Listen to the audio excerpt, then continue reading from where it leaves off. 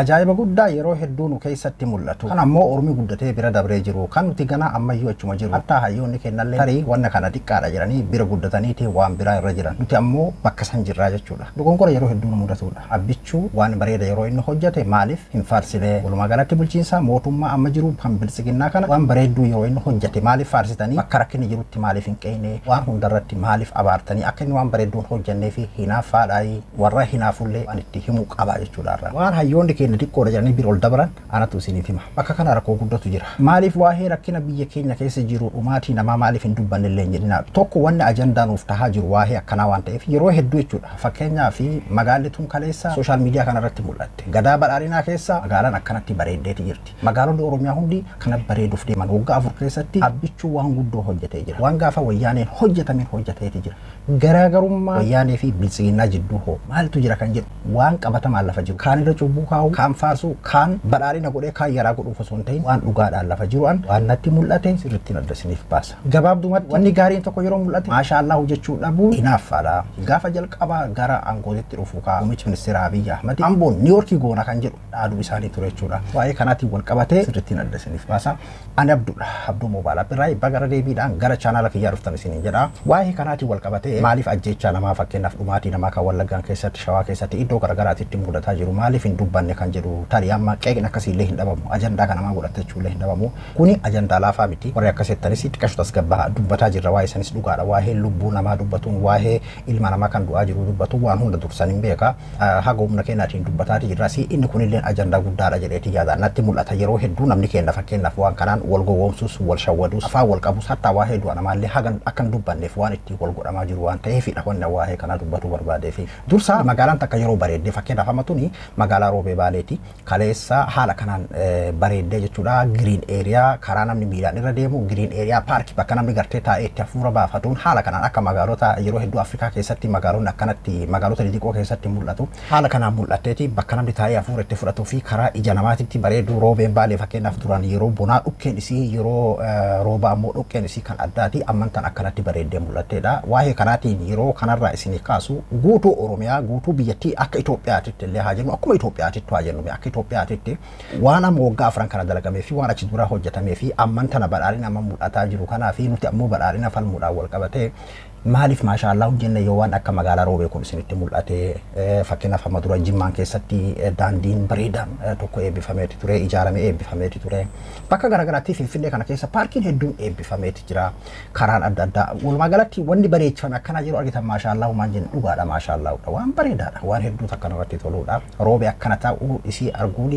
hagam takka hedduu takka nama gammachiisaa jechuudha waan bareedaadha roobeef dursa maaltu godhamuu qabaa baaleef yookiin maaltu godhamuu qabaa baalee dhugumatti magaalaa kana godhu dursaa isa jedhu miti amma san keessa seenuuf hin deemu molqee quufa osoo hin ta'in amma dhugama jiru lafa kaaboo yaana jechuudha kan akkasitti naaf hubachuu qabda akka hangaa isaanuu baane har'aan tana ani yookiin badhaadhinaas miti yookiin ammoo abaa'os miti yookiin ofeekos miti girrisaas miti har'aan nama dhugaati jechuudha kuni maashaallah hojjenne tole hayyee waan jedhamuu qabuudha jechuudha silaam as keessa falmi osoo barbaanne baaliif maaltu barbaacha dura ummanni gammoojjii baalee maal keessa jira maaltu jira waan akkasii keessa deemna misadii miti jechuudha har'aan tana akkasitti naaf hubadha warri kara biraallee jechuudha warri garas illee garas buttanii naan hin fiigina maashaallah jenneeti jirra amma falmiin badhaadhina keessa waan adda addaa hojjetamaa jira wanni takkaan godhamintu godhamaa jiraadha kan jedhudha keessattuu gaafa wayyaaneedha akkanatti badhaadhinni hin jirudha fakkeenyaaf gaafa wayyaanee keessa illee wanni jiru tokko maalinni gibirri magaalattiidha parsantii hagam akka ta'e qabatamaan hin beeku malee parsantiin haga wahii dursa magaalaa san tajaajiluu qabaadha waan achi irraa hafeetu gara biraatitti tarkaanfataadha gaafa wayyaan illee isin jechuu barbaadeeti keessattuu amma badhaadhinni gidaa ammaa tana mul'ateedha yaanu hiyyaa waa irraanfachuu jedhee fakkeenyaaf haa caaluuni Abiy magaalota adda addaa bareechaa jira karaa adda addaa fakkeenyaaf amma keessattuu karaa tokko ganda'anitti dhaladhe kan yeroo dheeraa fakkeenyaaf aspaaltii miti karama korkonchi karama gartee dhagaadha kana kan hawwamaa ture jechuudha yeroo duraatiif fakkeenyaaf gaafa amma gadaa badhaadhinaa kana keessa karaa bahetu jira jechuudha waan isin ajaa'ibsiisu asumaanuu karaa san namoonni hedduun ka beekanii baadiyyaa keessa jechuudha aspaaltii ta'e karaan suni gaafa dargiillee hawwamaati ture ummanni gaafa gaafataatuma ture gaafa wayyaanee illee gaafataatuma ture akkasumatti didamee amman tana gadaa badhaadhinaa kana keessa hojjetame jechuudha karaan sudee. Gadaa badhaadhinaati isiniin jechuu barbaadeeti. Kanaafuu wanni akkasii ni jira garuu kan hojjetamu ammoo gibiruma ummataatii fi gargaarsa karaa alaatirraa argamudha jechuudha. Baajanni federaalaa maaliin isa akkuma jirutti tahee kana hojjetuun isaa waanuma sirriitti waan dirqamaati. Wanni fakkeenyaaf mootummaan tokko ati deeggaruu fi deeggaruu dhabaa waliin qabatu kun. Wanni tokko asirratti waan isiniif ifuu qabu keessattuu amma ijoollee tokkotu jira. Waa'ee makanaatu homa tokko kan irraan beeyne simmeettiidhaan Abiyyi ganda akkanaatitti dhalatee Abiyyi Jimmatti dhalatee Abiyyi Oromoodhaa Abiyyi Aggaaroo haati isaa akkanaa abbaan isaa akkanaa innis akkana jedhaa akkana godhaa kanaanii miti kanaa waliin qabsiisina Joohar akkasii ganda akkasiitti dhalatee innis mootummaa ta'uudhaaf dorgomaa jira inni osoo mootummaa qabate akkasii Jaalmarroon akkanaa Daawud Ibsaa akka ijoollee waa'ee kanaa jechuun dhalootumaa fi abbaa fi haadha qofaadhaan kanuma akkasumatti duuchaadhaan akkasumatti namoonni waa'een uummata tokkollee wanni adda hin bahinii fi ni jiran isiniin jechuu barbaadeeti.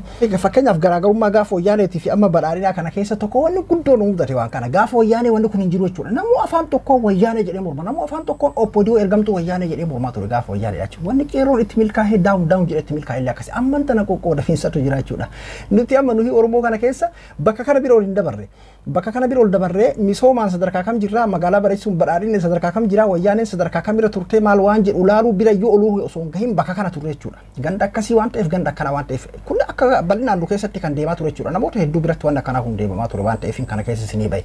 Bakka kana keessa bahiiti magaalaan tokko gibiruma isii irraa guuramuuni mallaquma gartee uummataa kanaan magaalaa san bareechuun manni barumsaa ijaaramuun manni haakimaa ijaaramuu fi wantoonni adda addaa walumaa galatti wanni bu'uuraalee misoomaa waa'ee kana irratti hojjetamuun haala saniin jechuudha kan godhamu wanni isin hubachuu qabdan. Ammoo tole hayyee wayyaaneen gaafa duraa ammoo gibiruma sanuu nyaataa turte gadaa badhaadhinaa kana keessa ammoo akkanatti magaalaan bareechisaa jiraadha. Ammas keessatti addugaa dubbadha isiniin jedheetiin jira kan gara biraatitti ammoo fudhatinaa isin. Badhaadhinni amma ammoo gaafa wayyaanee irra jiraadha. Gaafa wayyaanee mee yaa jira kenna yeroo kana isin jedhu asirratti waan hubachuu qabdanii yookiin ammoo badhaadhinni irra wayyaa wayyaaneen irra wayyaadha maal jechuufi miti beeki. Waanuma dhugaadhaan lafa jiru waliin haasa'uufi malee jechuudha. Amma namoota tokkotu jira fakkeenyaaf kanuma yookiin dalagataaf waa ta'uu adda addaatiif biyya irraa bahee kan dura waa'ee biraa quban qabne amman tana bar mangistii ganda ebaluutu akkas ta'ee aangoorra jira inni eega dhufee akkasii waan akkasiitti godhaa jira. Achi dura hulama cufaasiya jechuun biyyattii san keessa achi dura hulaan qaraqarabtuma seha ammallee mootummaa yooma deeggaran waa namaa hojjeta seha mootummaa abaaruu fi deeggaruuni waa'ee misoomaa yookiin ammoo waa'ee magaalaa bareechuudhaa fi qalama magaalaa mana dibuu waan akkasitti ijoolleen beekan hedduudha. Iman beeyne beeke amma namoota akkasii amma namni hedduun itti aarame iman beeyne yoo beeke akkasiin jedhu iman beeyne waan beeyneef simmeettiin isaa bessi jaalala yookiin jaalala qabalee gandummaa waan akkasiin jiraami jaalaluma akkasiitiin haguugamee akkuma nama tokkootitti yaada isaa karaa saniitiin akkasitti ibsataa jira waan ta'eef akkasitti hubachuu qabdan ittiin aarinaa. Wayyaaleen fakkeenyaaf gaafa isin dhuftu amma akka roobee kanatti isin ifaa fudhu fakkeenyaaf amma akka baalee roobee amma waa'ee baalee roobee irraa kaafnee miire jimmallee baan naannoon adda addaa akkuma jirutti tahee aspaaltii godina baalee irraa biyyattii qunnamsee wal qunnamsiisu jechuudha kan fakkeenyaaf kiflaa gara wal qunnamsiisu kan Finfinnee fi roobee baalee jidduudha. Aspaaltiin guddichi amma jiru kuni gadaa wayyaanee keessa jechuudha kan gale. Achi duratti aspaaltiin qabdu baale. Mootummaan diktaatarri biyya sanitti dhufaa dabraan hundi isaatu nama ajjeesaatumaan haga danda'een gibira biyyattii irraa guuru parsantii takkallee taate parsantii sagalammoo qawwee bitachaatumaan parsantii takkaan homa ijaaraa ture haga humna isaatitti. Haile Sillaasee isaa ta'u Dargii isaa ta'u wayyaanee isaa ta'u kan ammaa kunillee jechuudha OPDO'n gaafa sanii kan amma aangoo argattee maqaa isii biltsiginnatti jijjiirattellee akkasumatti jechuudha kan isaan itti fufaa jiran. Gaafa durii sanii fi amma garaagarummaan jira fuula amma fakkeenyaaf dhiheenya kana hedduminaan amma biltsiginnaallee jechuudha manni barumsaa hedduu eebbisanii jiraniitu siidaalee adda addaa kan gootota adda addaa eebbisuudhaan manni barumsaa hedduu ijaaruun piroojeektii xiqqaa kanaan baay'ee tokko fuula dura jiranii jechuudha. Gaafa wayyaaneedha uleen guddaan isaan ittiin nama garafan keessattuu booda kana maal ture daandii baaburaa Abbaay Giddibii misooma gufachiisuu deemaadha. Ni dagattan malee badhaadhina haa jedhamuu baatu malee gaafa yaadegsan jechuudha. Gaafa yaadegsan illee uleen guddaan ittiin nama garafan isa kana ture jechuudha. Daandii baaburaa Giddibii Abbaay Wanni kana siin jedheef maalinni fakkeenyaaf ijoolleen takka takka kan waggaa lama as telefoona bitatte yookiin ammoo kan waggaa lama as biyyarraa yookiin gara biyyoota adda addaa biyyoota Arabaa Ameerikaa Afrikaa gara adda addaa kana keessatti carraa argattee biyya namaatti deemtee niitoorkii argattee fayyadamaa jirtu yoo har'a magaalaa Roobee Baalee argite achi dura wanni kun hin jiru si'a. Itoophiyaa keessa yoo fakkeenyaaf kaleessa paarkiin eebbifame achi dura hulaa qulfii si'a kana adda baasuu dhiifee fiifiidhaan wanni kana haasaa jiruuf jechuudha. Gaafa wayyaanee keessa nama ajjeesaa nama rashanaa yoo dubbatte ammoo afaan silugaamaa wantummaan ittiin si ajjeesaniif afaan silugaaman iyyuu giddibii Abbaayii fi daandii baabura isa jedhudha. Kun hoo dhugumaan jira kun Abbaayii kan mallee bilisiginaan ittiin dhaadataa jirtu kana daandii baabura isa jedhamu daandii baabura elektirikiidhaan socho'u Afrikaa keessaa toop nama tokkoffaa ta'e lammaffaa ta'e waan akkasiiti Afrikaa keessa wayyaaneedhaan kan dhufe. Kana jechuun wayyaaneen ittiin faarfamuu qabdi. Ulee gootee ittiin nama garaftii ubar jechuun daandii baaburaa diriirsaa jirra Abbaayiin ijaaraa jirra nama kana gufachiisuu barbaadu mataadhaa hidhaa garafa jala deemtuu Shaabiyaadha jala deemtuu Ijiptii amman tana warri bilisiginaa Ijiptii beek jala deemtuu Ijiptiidha warra gartee giddibii Abbaayii gufachiisuu barbaadu akka jedhudha ture jechuudha. Qeerroon guyyaa takka giddibii Abbaayii naa ijaaraa jira daandii baaburaa naaf diriirsaa jira jedhee mirga isaa gaafachuu mirga ofiin of bulchuu gaafachuu mirga an ajjeefamuu qabu an hidhamuu qabu mirgi Oromoodhaa haa eegamu kan jedhu Oromoon abbaa biyyaa ta'uu kan jedhu takka gaafii irraa dhiiseen beeku jechuudha. Salmatu isii kuffisee jechuudha. Gara misoomaati yoo fudhanne an dhugaa dubbachuuf yoo Abbaayii tokkocha kan itti fufsiisaa jiru kana taate malee piroojeektiin gurguddaan fakkeenyaaf mee kan wayyaanee caalu kan amma isaan dalagaa jiran maal innidha fakkeenyaaf amma dhugaadha karaan bakka tokko tokkoon hojjetamaa jira akkuma jirutti tahee akkuma reefuu isin hin jedhe karaaleen hedduun amma jiru kun jechuudha. Qabataman ka beeku fakkeenyaaf amma kan kiflaa gara Hararii fi Finfinnee kan wal quunnamsiisu Finfinnee fi Baaliin kan wal quunnamsiisu jechuudha. Yaadi giddalage wayyaanee dalage jechuudha. Kana jechuun maalinni haga hattee fakkeenyaaf namni tokko yoo birrii miiliyoona tokko sirraa fuudhee 100 takkaan waasii bitee ijoollee daa'imaa fakkeenyaaf ammatti osoo ijoollee daa'ima xixiqqoomame fakkeenyaaf waggaa takkaa yookiin waggaa lamaa jechuudha. Karameellaa shilingii wahii bittee fi birrii 10,000 yoo jala qabde kan fudhatte. Birrii maalirraa beektiree karameellaa san fudhatte akkas tahaa jirraa jechuudha.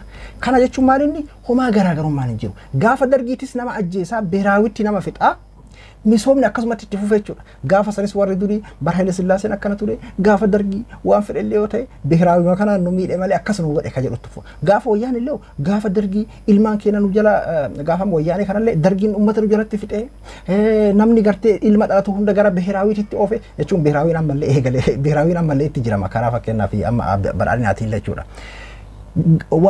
Haile Sillaasee irra waan fedhellee yoo ta'e dargii irra waan fedhes yoo ta'e isa kanan wayyaa qubee keenyaan barannee afaan keenyaan dubbannee yaadi dhugumatti jijjiirama guddaa qaba. Jijjiirama hundi isaatu jechuudha. Gartee hundi jijjiirama malee bu'uurri isaa hin furamne jechuudha. Wanni akkanaa kun waanuma nu duratti jedhamaa ture namoota hedduudhaaf ammoo hubannumaa ala osoo waan kanan hubatiin namni akkasumatti ittiin jedhaa waliin jedhaa akkasumatti ittiin wal godhaa warri illee fakkeenyaaf warri biyya bulchaa jirulleen warri biyya bulchulleen waan haala akkaataa gartee sammuu namaa Itoophiyaa hizbi nimoorii naachuu gaafa Abiyyi jedhee san waan beekaniif isuma kanaan namaan garafanii jechuudha. Bara inni dagattan malee akka sartifikeetaatitti fakkeenya fireemiidhaan hojjetanii yaadi la edgatinnaa la dimokiraasii jedhanii la edgatinnaa la dimokiraasii jedhanii akkasitti warri naggaateen adda addaa mana keessaa qabanii bara Abbaayii giddibii fi waa'ee karaa baaburaatii fi misooma adda addaa gabayaa magaalaa giriina taate akka amma Roobee Baalee qalama dibanii kana jechuudha. Roobee Baalee tan amma aspaaltiin akkasi gamaa gamanaan jiru san amman tana bar kobilistoonii afanii green area waan adda addaa itti godhaniimi aspaaltii san wayyaaneetu galchee jechuudha. Aspaaltii gamaa gamanaa san wayyaaneetu afee jechuudha. Arran tana bar kana jechuun magaalatti bareedde qalama diddibanii biqiltuu dhaabanii jechuudha. Waa'ee gara misoomaatiin wal qabatee homaa garaagarummaan hin jiru. Dargiis wayyaanees Abiyyi illee jechuudha. Jechuun amma fakkeenyaaf kanallee beeki waa'ee wayyaanee faarsuu sitti fakkaata. Parsantii sagal nyaateetuma takka waa hojjetti siin jechuudha. Yoo guddate parsantii 2 parsantii takka. Arran tana bilisiginnaatis parsantii sagal qabu bitattee kaan ammoo kaadireen keessa ofii suuqattee dhageessanii jirtanii yeroo hayyoonni garaagaraatti fakkeenyaaf namni tokko godinarra hojjetuudhaa fi mallaqaan bitamaa jechuun bakki sun mallaqaan bitama bulchaa aanaa ta'uudhaaf mallaqaan miiliyoonaan bitamaa jechuudha. Bulchaa godina ta'uuf miiliyoonaan bitama. Maali sun bakka san yoo seene faayidaa guddoo kiisha kiyya guuttaadha. Nigdiidha jechuudha biyyi san keessatti bulchiinsi. Kanaafuu homaa garaagarummaan hin jiru. Hin sobamin uf duuba deebiin yaa waa dagachuu jedhe googolii irra seen ilaali.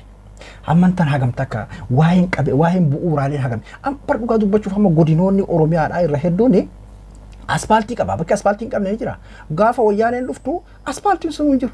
Aspaaltiin garaagaraa galee magaalonni adda addaa ijaaramanii magaalonni haaronni bu'uureffamanii hatta roobeen baalee tan amma jedhamu tan amma qalama dibamtee bareeddatuun hin jirtu gaafa dura Goobbaa Baalee jedhama. Goobbaa Baalee jedhama. Goobbaa Baalee san irraa kan magaalaa kana gartee akkasitti guddisee magaalaa guddoo Baalee kan godhe duraan Goobba turte jechuudha. Roobeen kan godhe Wayyaanedha jechuudha. Kanaafuu galatoomfatamuu qabdi. Maal nu hojjatte parsantii takkaan nu hojjatte sagal nyaattee gutte jechuudha. Sanumaaf qeeroo musaamatti beekeetiin ofirraa ari'e jechuudha.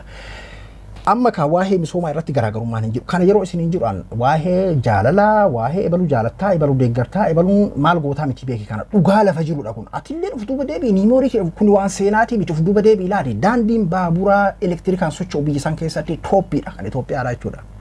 Akkasuma waa'ee Abbaay eenyutu eegale eenyutu asiin ga'e kan jedhu atuu ni beekta. Har'aan tanallee akkasuma parsantii sagal nyaataa xiyyiitiidhaan qawweedhaan bitachaa ittiin jira. Isaan lachuu ammoo liqii alarraa guuranii waan hayyoonni garagaraa yeroo dubbatanii beekanii liqii guuranii akka dhaloota keenyatti illee biyyi sun mataa ol qabachuu hin dandeenye qabeenya biyyattii irraa akka waggaa 20 booda 30 booda 50 boodaatitti akka liqii magartee biyyoota guddatanii biyyoota faranjii kana kafalan godhan jechuudha. Wayyaanis akkasuma godhaa turte. Kunilleen akkasumatti inuma amma dhiyoo tana guddatee dachaadhaan oovarii ta'eeti jira. Kun hundi maalinni qabeenya biyyattii qabsiisanii qabeenya biyyattii ta'atiin jechuudha waan kana liqii kana kan fudhatan. Akkuma fakkeenyaaf namni dhuunfaadha tokko mana isaa qabsiiseetiin liqii baankii irraa fudhatutti mootummaanis waa jechuun qabeenya wahii waan akkasiitiin jechuudha liqii isaa kan fudhatu. Amma nuti beekumsi keenya bakka san hin geenneef malee saniidha silaa kan laaluu qabnu jechuudha. Waa'ee magaalaa qalama sii dibu, waa'ee piroojeektii manni barumsaa tokko ijaaramee shimalisachi dhaabbatee maqasaan akkana godhuudha jechuun kun sirrii miti jechuun kiyyaa miti kunillee itti haafuuf kunuma dirqamaati. Waa'ee karaa tokko akkas gartee qalama diddibanii goojjoo takka ijaaranii miiliyoona 4-5 godhaniitiin maqasanii irra dhaabbatanii sanii harka dhahuudhaaf kanaan wal mugutuun qaanyiidha jechuudha anaaf isirra. Kanaaf waa'ee misoomaa akkasumatti lafa kaa homaa garaagarummaan hin jiru. Kuni waa'ee jaalachuu fi jaalachuu dhabaatiin atillee uf duuba deebiin moorii kee namootuma biraa kasirra beekan irraa odeeffadhu. Keessattuu warroonni gartee kaadireen ta'in kaadireen dhugaadha waan kana ittiin jiraatti ittiin bulti ilmaan isii kanaan guddifattii nama badhaadhina tuqunfeetu maaliif badhaadhina gufate taanaan jireenyi qoonqoo isaa gufatee jira jireenyi ilmaan isaa gufatee jira waan ta'eef ati ammoo akkanumatti fakkeenyaaf biyya namaa keessa osoo dalagattu Saa'udii osoo dalagattu Dubaay osoo dalagattu biyya Arabaa keessa osoo dalagattu abbichuun ganda akkasii dhalate ilma warra akkasiiti zarrafisa malee du'een badaa gaafa wayyaanee akkasii hin jiru hin jedhin. Gaafa wayyaanee maaltu jira wanni hamaan maaliin isii rajibame wanni gaariin maali kasii rajibame badhaadhinni maaliin gaariidha maaliidha kasii rajibame kan jedhu adda baafachuudha amma dubbiin bakka tana duba garaagarummaa waa'ee misoomaa irratti kanuma wayyaanilleen akkanuma ture jechuudha nyaata bilicii wayii sammuun uummata Itoophiyaa sun gabaaf dura itti akka biyyi dubbachuu hafattu malee akkasiin nuu sobaa turte jechuudha. Parsantii 9 ufumaa liqimsaatiin parsantii takka waan akkas bibbilic gooteetuma miiliyoona takka fudhattee 100 takkaan akkas goggootee nuu sobaa turte amman tanallee sanuma kan godhamaa jiru. Mootummaa tokko kan ati deeggaruu fi falmuu wanni amma itti falmaa jiru dhugaadha. Namuu fakkeenyaaf barama maal jedhe yeroo takka gurbaan tokko girrisaa kana isin kajuu warra qofa seetanii jedhe namuu girrisaa qaba jedhe Jaalmarroo girrisaa qaba Abiyyi girrisaa qaba Daawud Ibsaa girrisaa qaba namuu ofee koon girrisaa qaba namuu haala bifa adda addaatiin girrisaa qaba jedhe maaliif jennaan hundinuu yoo Jaalmarroon biyya san qabatee bulchee waanuma biyyi badhaatu itti fakkaata kan amma gartee Abiyyi irratti waan jedhulleen Abiyyi biyya san keessa jiraate biyyi sun waanuma samii geettu yookiin ammoo akka fedhee haa ta'u nama kan hundallee ofitti Abiyyi mannaa haa jiraatu Abiyyi beeka ofii isa quban qabu. Kan Joohariin jaalatullee kan ofee koo jaalatus kan Abaa Uwwaboo jaalatullee akkasii jechuudha. San osoo hin tahin mootummaan tokko yeroo dhufee maal kaayoon isaa maal hojjetaa jira maal naa godhee maal godhu jiraadha akka jedhudha. Dursa ilma namaatii fi mootummaan tokko kan galatoonfatamuu qabu gaafa dimokiraasii biyya san keessatti diriirse ati dursa of duuba deebi'i qeerroo wayyaanee maaliif balaaleffatee daawun jedhee ofirraa darbee kan jedhu qeerroo irraa odeeffadhu wayyaaneen waan afaan Tigiree dubbattuuf miti waan Abbaay Tsaahiyee ta'eef miti waan Sukkara qabuuf miti waan Geetaachoo ta'eef miti. Gaafii qaba qeerroon ofiin uf bulchuu ajjeechaan narraa haa dhaabbatu saamichi lafaa narraa haa dhaabbatu an ofiin uf bulchaa isa jedhudha. Har'aan tanallee akkasuma. Ajjeefamuun ittuma jira. Yoo isan deeggariin qabeenya horachuu hin dandeessu akkuma gaafa wayyaanee san ammallee ittuma jira jechuudha. Ilmi namaa dursa kan inni dubbatuu qabuuf maalinni ani nagayaan bobba'ee galuu qabaa biyya san keessatti ilmi namaa lubbuu ilma namaati dursa kan bakka argatuu qabu jechuudha. Gaafa dargii gaafa wayyaanee haga ammaatitti illee namuu kanuma faarsaa kanuma qeeqaa akkasitti walitti dabruu osoo hin tahin dursa ilma namaatiif kanuma barbaadee haa ta'u. Hatta dargiin sun illee of fedha isaa deebu wayyaaneen sun si of fedha isaa deebitu biltsiginnaan kun si of fedha ufaa sirreessu Haayile Sillaasee illee danda'ee qabrii ga'e isaa deebu Johaar isaa dhufu hundinuu kan irraa eeggamuu qabu maalinni waan ummanni gaafatu kana dhugaan godhuudha. Malee waa'ee dhimma dhuunfaa isaadhaa irratti qawweedhaan bitatee gibira parsantii takkaa hoodhu 100 takkaan karaa sii tottolcheetiin nafaarsi an waan guddoo hojjedhee kanaa miti jechuudha gaafiin Oromoodha mirga ofiin of bulchuu mirga gaafii abbaa biyyummaa mirga bilisummaa jechuudha. Sunaadhaan tana deebi'ee kan jedhuuf sumaaf hin dhiisaa jechuudha. Namni siyaasaan du'aan jiru kan jedhuuf atuu ni beekta. Wallaalaa feetillee taate kana ni beekta jechuudha. Gaafa lubbuun namaa kabajamte mootummaa san galatoonfachuun biyya san keessatti yeroo duraatiif dimokiraasiin gad dhaabbatee lubbuun namaa kabajamte namni akka ufiin uf bulchu godhame jedhee mootummaa san galatoonfachuun gaafa san dhufa jechuudha. Gaafa ufiin abbaa barbaade filatee bulchuun dhufe na amani biyya san keessatti fotoon Abiyyi Zalaalam siidaa warqeetiin ijaarame mootummaa yeroo duraatii fi biyya dimokiraasii biyya akka namni ufii qalamaadhaan mootummaa filatu godhe jedhameeti siidaan kaamaaf jechuudha Abiyyi. Kasanirraa hafee qalama diddibanii biqiltuu karaa gubbaa dhaabanii magaalaa wahii ijaaranii dildila wahii akkas diriirsanii miti kanaan jechuudha. Bakka lubbuun namaa kan jiraatuudhaaf rabbiin kabajaan uume itti jiraatuu hin dandahinitti wannummaan biraa kan godhamu maaltu jira. Magaalaan sun namaa fi kan tolfamtu bakka namni sun hin jiraannetti maal gooti. Roobee Baalee fakkeenyaaf amma achi uummanni gammoojjiidhaa Baalee roobirraa yeroo gasiite jira qoonqoodhaa fi du'aa jira. Sila amma dursa magaalaa kana kan dursa magaalaa waan sa magaalaa roobee tolchan kana sila uummarsaniif kennanii amma irra san ture sirriidha jedheetiin fudhaa jechuudha. Jechuudha amma faaya waa'ee fakkeenyaa fi jechuun gaafa duraa hulaan cufaadha amma badhaadhinni akkanatti badhaadhe waan jiru san adda baasuudhaaf malee jechuudha kanaasoo illee. Kanaafuu dursa lubbuu ilma namaatii fi kabaja kennuudhaa dimokiraasiidhaaf karaa banuudhaa uummanni abbaa barbaade nama isaaf ta'e filatee ofiin of bulchuudhaa. Saamichi lafa akkuma kaneessaatti itti jirama homaa garaagarummaan hin jiru jechuudha. Yoo magaalaa wayii xiqqashoo qalama dibamte waan durii magaalaan suni har'uma tolfamte faayisinitti fakkaata jechuudha. Namni jibbaa badhaadhinaa qabu hin jiru, namni jibbaa wayyaaneedhaa qabu hin jiru, lachuu sirrii miti abbaa fi ilmaa akka isaan itti jiran walloluudhaan illee furmaanni dhufus hin jiru. Wanni wallolaniif illee dantaa taayitaa isaaniitii fi aangoo nugusummaa isaaniitii fi malee dantaa oromummaatii fi miti akkasitti hubachuu qabdan jechuudha. Kanaan waliin burjaajessinu jechuudha. Boodaan abduu abduu moo wala biraay hanga qophii biraatii waliin deebinutti nagayaan naa tura.